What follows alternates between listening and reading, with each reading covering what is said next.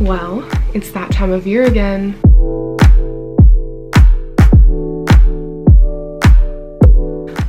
Ugh, okay, it is time to get our lives together before 2024. So I created a whole list of things to do, both to declutter your physical space and also a few mindset practices so we can really feel empowered, feel put together, feel like we're achieving our goals, and feel like we're ready to start the new year and to start achieving some more goals. So a few of the physical declutter things are gonna be a little bit annoying, I'm not gonna lie, and I'm sorry about that, but there are also things that we definitely don't do super often throughout the year, so that's why it's important to get all these things done.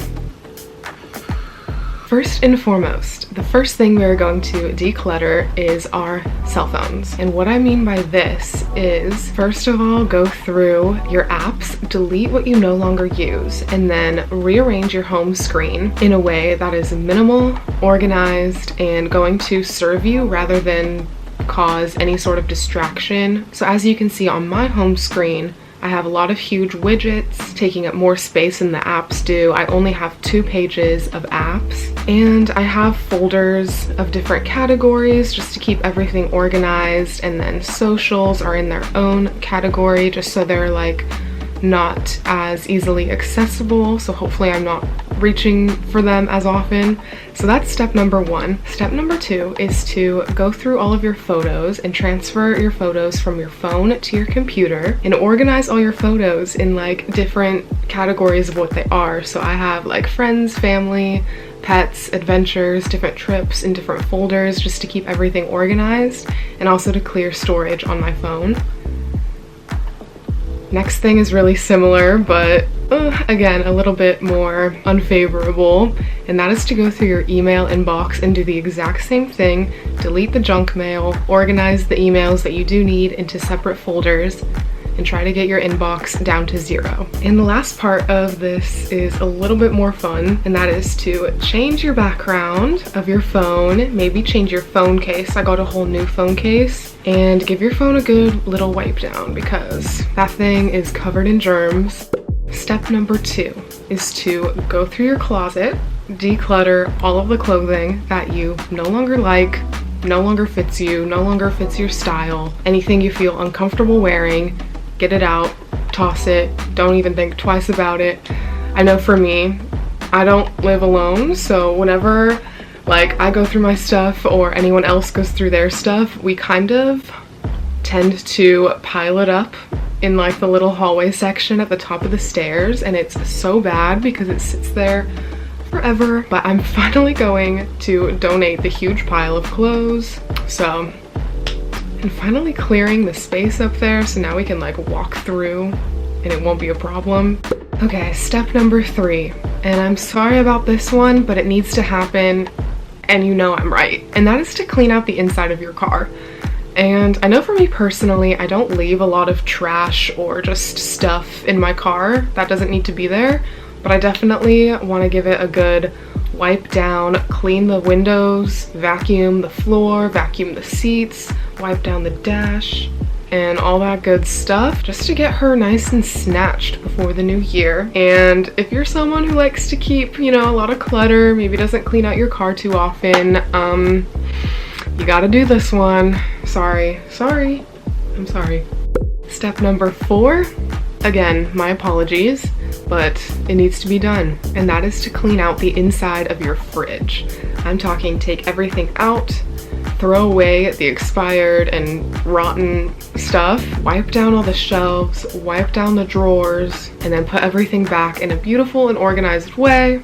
Maybe do some grocery shopping to restock the fridge, but we want her looking fresh. We don't want any grossness in there. And again, this is something, how often realistically do you clean out your fridge throughout the year?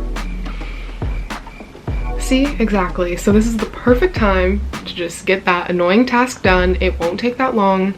Step number 5 is to challenge yourself to a really difficult workout and see if you can try to stick to somewhat of a workout schedule from now until the end of the year. So at least work out once a week. Definitely more if you can. But a huge goal for so many people at the new year is to kind of improve their health and fitness, and you know, it's very natural to kind of fall off your routines and kind of not stick to your goals, but now is the time to get yourself back on track, finish out the year strong, get it strong, work out, haha. And like, it's really never too late to just kind of start again and start getting your health goals back on track. So challenge yourself, believe in yourself, and we got this.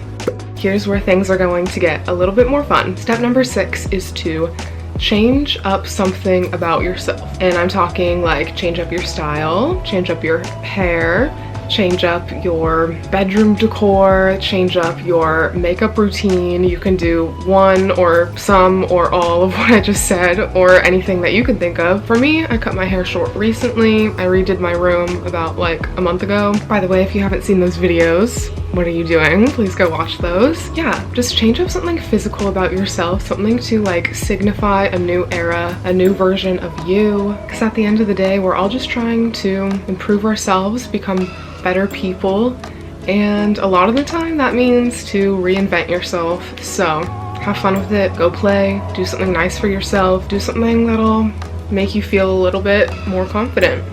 Number 7. Now we are going into some journal prompts. So the first journal prompt that I always do at the end of the year is I reflect back on my entire year from January up until December, I guess, and I just write down like kind of everything that happened, like everything that I can remember in chronological order. And that's just like the highlights, the lowlights, kind of what you went through during the year. It should only take up like 1.5 pages to 2 pages of notes, depending on how detailed you get, of course, but I just think this is a good way to kind of summarize the year, take a moment to reflect, and it kind of acts as a little bit of a mental reset before you start the new year and start all of your new life events that are going to happen in 2024. The next journal prompt that I have for you is just to do a page of affirmations in your journal. And this is so good because it helps integrate some better beliefs into your brain, if that makes sense. Like if you're kind of caught in a cycle of negative thinking, or you don't think too positively about yourself, this is a good way to kind of reverse that and start thinking about yourself in a more positive way and integrating some more beneficial beliefs into your brain. And of course, the last journal prompt is to do a gratitude list. And this can be so simple, like you don't even need to put that many things on there, but I think that this is really important to kind of ground yourself, kind of put things into perspective, especially, like I said, if you have been not in a good mental space. This is a good way to just kind of come back to earth, come back into your body, and appreciate all the things that you do have, because I'm sure there are a lot. Taking a moment to recognize those things and express the feeling of gratitude is so important, and it'll just help you feel a little bit better. So that's the last journal prompt for you. Okay, step number 8. 8 is great. I'm a little weird today. It's early, okay? I haven't even finished my coffee. Step number 8 is to start brainstorming what you want your goals to be for next year. And we're not vision boarding yet. We're gonna save that for a little bit closer to the new year, but just start thinking about it, start making a list of the aspects you want to change and the things you want to achieve for next year and all the different ways you want to grow, and start to get excited about your list of goals. Step number 9 goes hand in hand with step number 8, and that is to come up with doable action steps for each of your goals. I know a lot of the time goal setting can be very broad, and then you have kind of no idea how to get there, and then you end up not even working on it, not achieving whatever it is that you wanted to achieve. So breaking down your goal into smaller steps can help you incorporate it into your daily or weekly routine, and eventually will lead you to the bigger goal at hand. So like the fitness thing, for example, if you're goal is to work out more, come up with ways that you can do that. Is that join a gym, start going to workout classes, start a new hobby that's like kind of a sport or something, go on more hikes, go on more walks, stretch more, go to yoga, I don't know. But come up with an appealing way for you of how you can achieve that goal and stick to it. So maybe go to the gym 1 to 2 or 3 if you want times a week, and that'll eventually lead you to your goal of work out more. And that kind of goes for everything, any health, financial, personal goal. Come up with smaller action steps that you can realistically fit into your lifestyle so you can achieve what you want. Step number 10, and this is the last step of this video, and that is to relax, embrace cozy season, pick up a good book, and spend some time reading. I personally love to read. I'm kind of obsessed with it. I love buying new books. I love like sitting in bed with some coffee or tea and just enjoying a book for like a really long time. So I encourage you to do the same. Reading is always a good time. It's always a time well spent. You're never going to regret the time you took to sit down and read a book, whereas you might regret like sitting and just watching TV or something, because reading not only makes you feel present, but it exercises your brain. And if you're reading nonfiction, you're learning. If you're reading fiction, you're getting a juicy story out of it. And especially with the shorter days, the longer nights, this is just the perfect time to embrace cozy season and curl up with a book. So I highly encourage that one for sure. All right, you guys, that is all I have for you today. And I personally went and I did all these things myself, so that way we can do it together. We are all feeling reset, refreshed, and ready for this upcoming year. And I hope this helps you. And you know, we still have a month left before the new year. So that's why it's important to kind of start these tasks early.